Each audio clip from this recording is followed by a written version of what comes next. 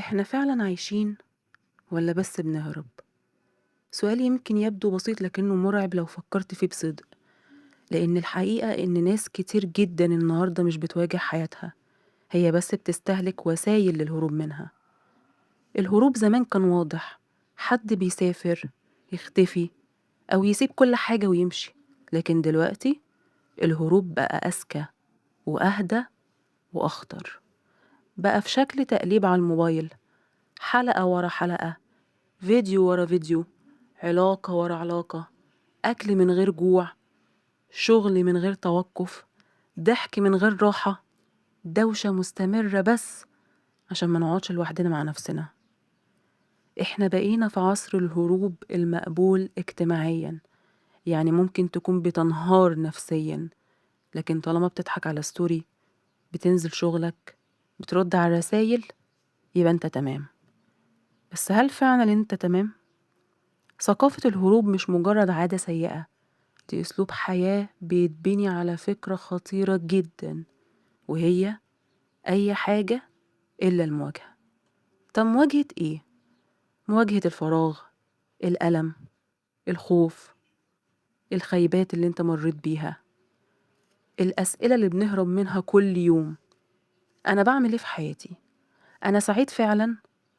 أنا بختار ولا بس بنجرف؟ المشكلة إن الهروب بيديك راحة مؤقتة، لكنه بيسرق منك حاجات أكبر بكتير: وعيك، وقتك، وقدرتك على فهم نفسك. كل مرة بتهرب فيها من مشاعرك انت مش بتلغيها، انت بس بتأجلها، زي دين نفسي بيتراكم بالفوايد. وده اللي يفسر لنا ليه ناس كتير جدا رغم انها مشغولة طول اليوم، أول ما الدنيا تهدى بتنهار، أول لحظة صمت بتظهر الحقيقة. لأننا أحيانا مش بنخاف من الفشل، إحنا بنخاف من الاعتراف إننا مش مبسوطين، إن علاقتنا مؤذية، إن شغلنا بيستنزفنا، إننا تايهين.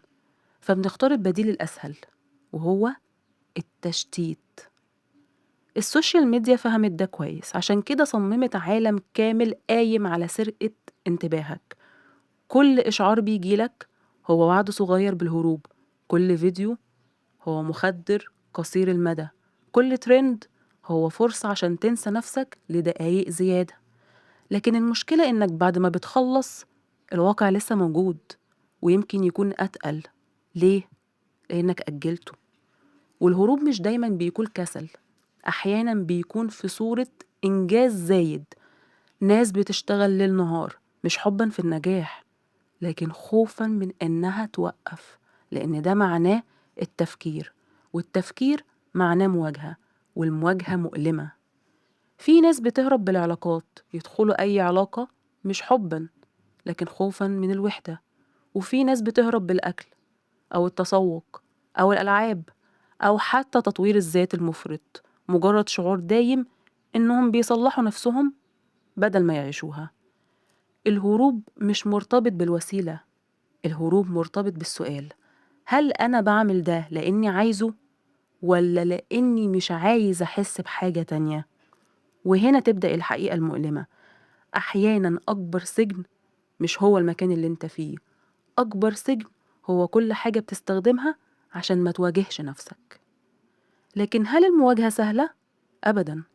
مواجهة نفسك قد تكون من أصعب المعارك، لأنها بتتطلب منك تشوف الحقيقة من غير فلتر، تشوف ضعفك، خوفك، احتياجك، وأوهامك.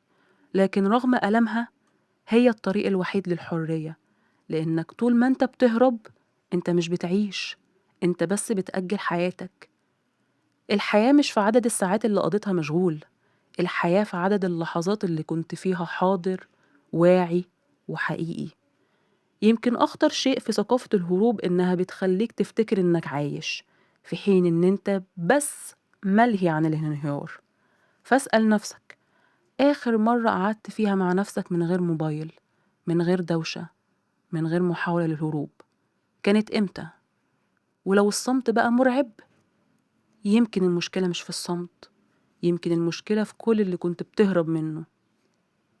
وفي النهاية حابة أقولك إن مش كل راحة نجاة، أحيانًا بعض وسايل الراحة مجرد طرق شيك للهرب، وأحيانًا أول خطوة حقيقية لحياتك هي إنك توقّف جري.